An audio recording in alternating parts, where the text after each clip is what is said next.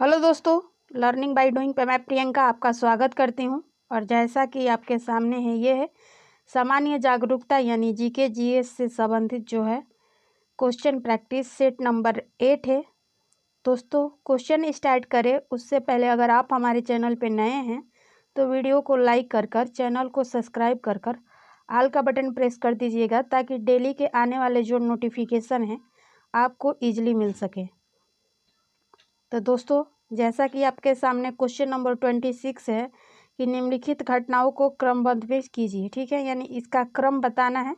जैसे कि पहले नंबर पे दिया है रोलेट एक्ट, दूसरे पे है अगस्त क्रांति, तीसरे पर है लाहौर कांग्रेस अधिवेशन और चौथे पे है स्वराज पार्टी की स्थापना। दोस्तों, इनका क्रम स्थापित करना है, तो इस हिसाब से बताइए इस प्रश्न का करेक्ट आंसर क्या होगा।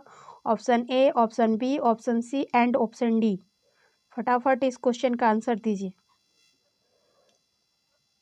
तो दोस्तों, इस प्रश्न का करेक्ट आंसर ऑप्शन ए हो जाएगा, यानी पहला रोलेट एक्ट होगा, उसके बाद आपका 4 नंबर पे जो है स्वराज पार्टी की स्थापना हुई थी, उसके बाद से लाहौर कांग्रेस अधिवेशन और उसके बाद से अगस्त क्रांति। ये इसका क्रम है। ठीक है, याद रखिएगा, हो सकता है एग्जाम में आपसे ऐसे क्रम पूछे जा सकते हैं। ठीक है, 27 नंबर क्वेश्चन है आपके सामने दोस्तों कि चांदी एवं शीशा का आयात हड़प्पावासी कहाँ से करते थे। Option A Iran, option B Gujarat, option C Mesopotamia, option D Balochistan. बताएं इस प्रश्न का करेक्ट आंसर क्या होगा।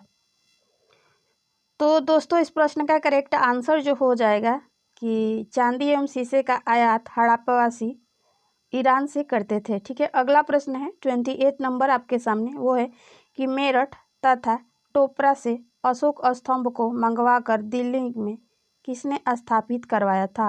Option A Alauddin Khilji, option B Firoz Shah Tughlaq, option C Mohammad bin Tughlaq या ऑप्शन डी सिकंदर लोदी।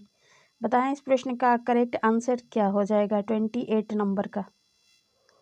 तो दोस्तों, इस प्रश्न का करेक्ट आंसर हो जाएगा ऑप्शन बी, जो है फिरोज शाह तुगलक के द्वारा मेरठ तथा टोपरा से अशोक स्तंभ को मंगवाकर दिल्ली में स्थापित करवाया गया था। ठीक है, अगला प्रश्न है 29 नंबर कि वायुमंडलीय ताप वृद्धि से ऑप्शन ए क्षोभमंडल और अधिक गर्म होगा, ऑप्शन बी क्षोभमंडल अत्यधिक ठंडा होगा, ऑप्शन सी क्षोभमंडल का तापमान समान रहेगा या ऑप्शन डी उपरोक्त में से कोई नहीं।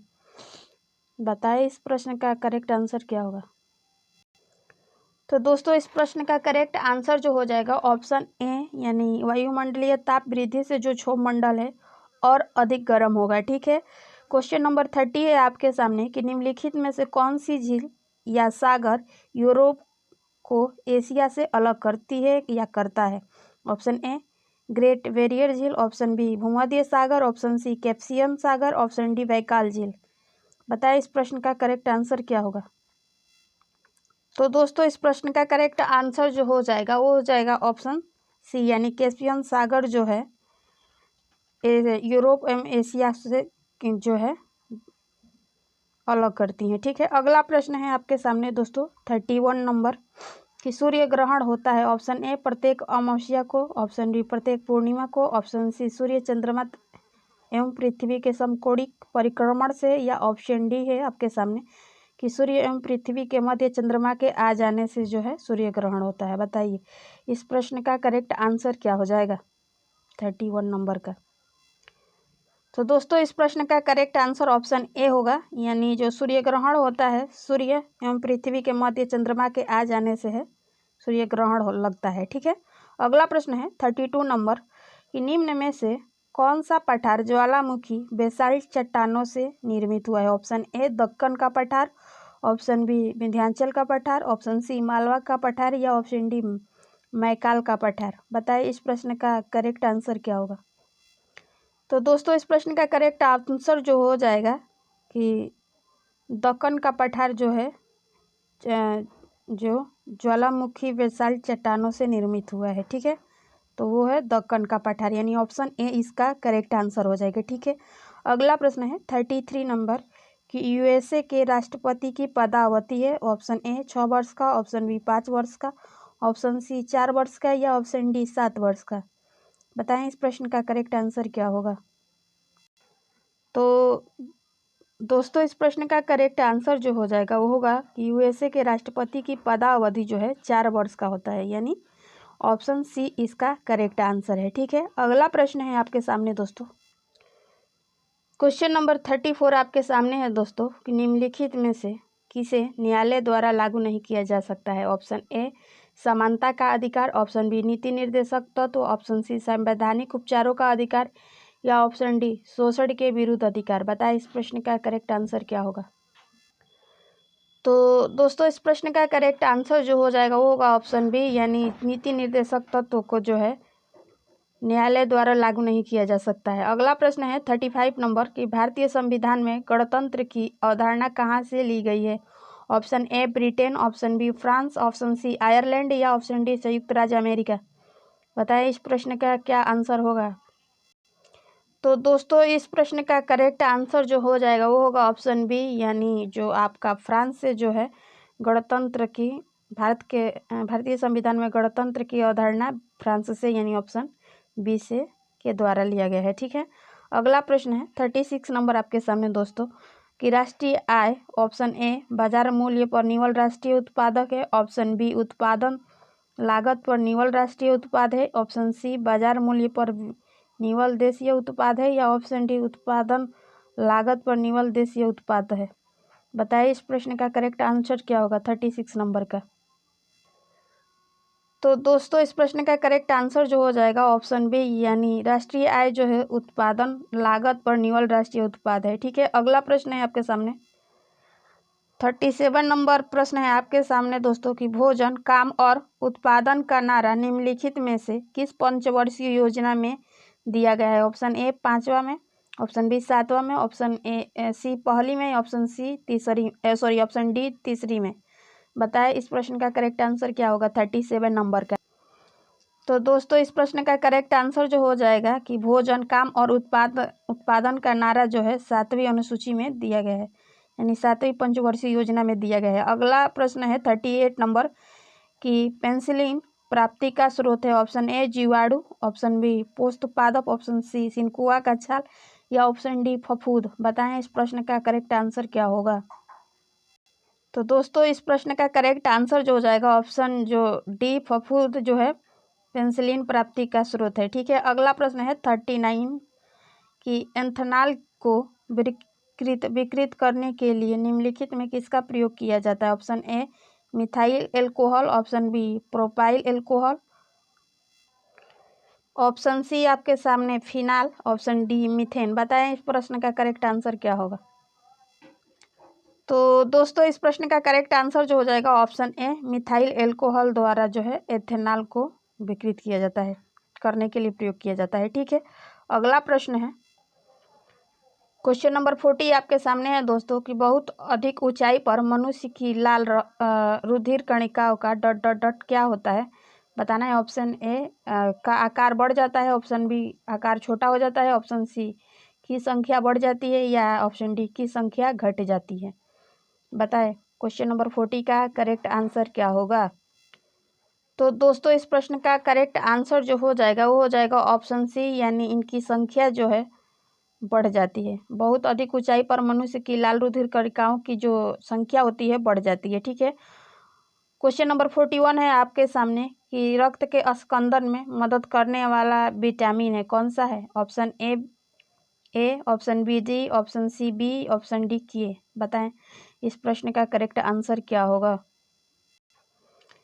तो दोस्तों इसका करेक्ट आंसर हो जाएगा वो हो जाएगा ऑप्शन डी, यानी जो है के हो जाएगा। ठीक है, अगला प्रश्न है 42 नंबर आपके सामने, वो है दोस्तों कि हम लघु तरंग के प्रसारणों को दीर्घ तरंग के प्रसारणों की अपेक्षा अधिक अच्छी तरह क्यों सुन सकते हैं। ऑप्शन ए दीर्घ तरंगों की अपेक्षा लघु तरंगों में अधिक ऊर्जा होती है, ऑप्शन बी लघु तरंगों पर वायुमंडलीय विक्षोभ का प्रभाव नहीं पड़ता, ऑप्शन सी लघु तरंगों के प्रसारण निकटस्थ रेडियो केंद्र द्वारा किए जाते हैं, या ऑप्शन डी परंपरा से लघु तरंगे लंबी दूरियों के लिए हैं और दीर्घ तरंगे छोटे दूरियों के लिए आरक्षित है। बताएं 42 नंबर क्वेश्चन का करेक्ट आंसर क्या होगा।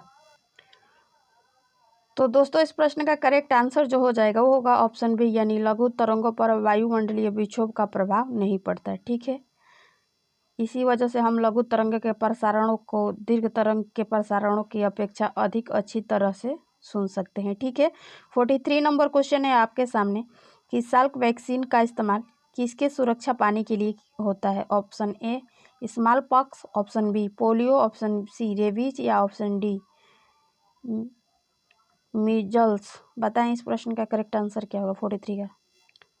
तो दोस्तों इस प्रश्न का करेक्ट आंसर जो हो जाएगा वो हो जाएगा ऑप्शन बी, यानी पोलियो के लिए साल्क वैक्सीन का इस्तेमाल किया जाता है। ठीक है, अगला प्रश्न है 44 नंबर की डाटा वेयर हाउस निम्नलिखित में से कौन सा है? ऑप्शन ए इसे एंड यूज़र अपडेट कर सकते हैं, ऑप्शन बी इनमें कई नेमिंग कन्वेंशंस और फॉर्मेट होता है, ऑप्शन सी है आपके सामने दोस्तों कि महत्वपूर्ण सब्जेक्ट एरिया के इर्द गिर्द ऑर्गेनाइज होता है, या ऑप्शन डी इनमें केवल चालू डाटा होता है। बताएं इस प्रश्न का करेक्ट आंसर क्या होगा। तो दोस्तों इस प्रश्न का करेक्ट आंसर जो हो जाएगा ऑप्शन सी हो जाएगा, वो होगा महत्वपूर्ण सब्जेक्ट एरिया के इर्द गिर्द ऑर्गेनाइज होता है। ठीक है, अगला प्रश्न है 45 नंबर कि विश्व भर के बच्चों के स्वास्थ्य पोषण तथा उनके कल्याण हेतु कार्य करने वाली संस्था का नाम बताइए। क्या है? Option A UNEP, option B UNICEF, option C ILO, option D UNESCO. बताएं इस प्रश्न का करेक्ट आंसर क्या होगा। तो दोस्तों इस प्रश्न का करेक्ट आंसर हो जाएगा ऑप्शन जो है बी है, यूनिसेफ है। ठीक है, UNICEF है, यूनिसेफ जो है विश्व भर के बच्चों के स्वास्थ्य पोषण तथा उनके कल्याण हेतु करने वाली कार्य का संस्था का नाम है। ठीक है, अगला प्रश्न है 46 नंबर कि टोक्यो पैरालंपिक में पदक जीतने वाले मरियप्पम थंगवेलु और शरद कुमार किस खेल से जुड़े हुए हैं? Option A badminton, option B ऊंची कूद, ऑप्शन सी शूटिंग या ऑप्शन डी लंबी कूद। बताएं इस प्रश्न का करेक्ट आंसर क्या होगा 46 नंबर का। तो दोस्तों इस प्रश्न का करेक्ट आंसर जो हो जाएगा ऑप्शन बी, यानी ऊंची कूद से जो है मरियप्पन थंगावेलु और शरद कुमार जो है टोक्यो पैरा ओलंपिक में पदक जीतने वाले जो हैं ऊंची कूद खेल से जुड़े हुए हैं। ठीक है, 47 नंबर आपके सामने क्वेश्चन है दोस्तों कि अंतर्राष्ट्रीय नर्स दिवस निम्नलिखित में से किस तिथि को मनाया जाता है? ऑप्शन ए 10 मार्च, ऑप्शन बी 15 अप्रैल, ऑप्शन सी 12 मई या ऑप्शन डी 20 जुलाई। बताइए 47 नंबर क्वेश्चन का करेक्ट आंसर क्या है। तो दोस्तों इस प्रश्न का करेक्ट आंसर जो है ऑप्शन सी, यानी 12 मई को अंतर्राष्ट्रीय नर्स दिवस के रूप में मनाया जाता है। ठीक है, अगला प्रश्न है 48 नंबर कि भारत में पोस्टल इंडेक्स्ड कोड यानी पिन कोड जो है प्रणाली की शुरुआत किस वर्ष हुई थी? Option A 1963, option B 1972, option C 1980 या ऑप्शन डी 1987 को। बताएं इस प्रश्न का करेक्ट आंसर क्या होगा 48 नंबर का। तो दोस्तों इस प्रश्न का करेक्ट आंसर जो हो जाएगा 1972 को भारत में पोस्टल इंडेक्स कोड यानी पिन कोड की शुरुआत की गई थी। ठीक है, इस प्रश्न के उत्तर का ये क्वेश्चन याद रखिएगा, हो सकता है आगामी परीक्षा में आपसे पूछा जा सकता है। अगला प्रश्न है 49 नंबर कि अर्जुन पुरस्कार प्राप्त करने वाली प्रथम महिला कौन है? Option A Karnam Malleswari Devi, option B N लेम्सडेक, option C PT Usha, option D Aarti Saha. बताइए इस प्रश्न का करेक्ट आंसर क्या होगा 49 नंबर का। तो दोस्तों इस प्रश्न का करेक्ट आंसर जो हो जाएगा वो होगा ऑप्शन बी, यानी जो एन लेम्सडेक द्वारा जो अर्जुन पुरस्कार प्राप्त करने वाली प्रथम महिला है। दोस्तों ये जो एन लेम्सडेक थी ये हॉकी खेल से संबंधित थी। ठीक है, अगला प्रश्न है 50 नंबर कि शास्त्रीय नृत्य भारत के किस राज्य का प्रसिद्ध शास्त्रीय नृत्य है? Option A Paschim Bangal, option B Manipur, option C Gujarat, option D Assam. बताएं इस प्रश्न का करेक्ट आंसर क्या है। तो दोस्तों इस प्रश्न का करेक्ट आंसर ऑप्शन डी हो जाएगा, यानी असम से शास्त्रीय नृत्य जो है संबंधित है। और इस तरह दोस्तों आपका 25 क्वेश्चन के सीरीज कंप्लीट होते हैं और प्रैक्टिस 8 नंबर भी 8 जो है कंप्लीट होता है क्वेश्चन प्रैक्टिस। दोस्तों अगर आप हमारे चैनल पे नए हैं तो वीडियो को लाइक कर चैनल को सब्सक्राइब कर ऑल का बटन प्रेस कर दीजिएगा, ताकि डेली के जो नोटिफिकेशन हैं आपको ईजिली मिल सके, ठीक है। और अपने फ्रेंड्स, कलिंग्स, रिलेटिव या पीयर ग्रुप जिनसे जुड़े हुए हैं उनके यहाँ वीडियो शेयर करें, ताकि इस कंटेंट का प्रॉफिट उन लोगों को भी मिल सके। तो ऐसे ही क्वेश्चन प्रैक्टिस सेट के साथ अगली वीडियो में हम आपको मिलेंगे। तब तक के लिए धन्यवाद। आपका दिन मंगलमय हो।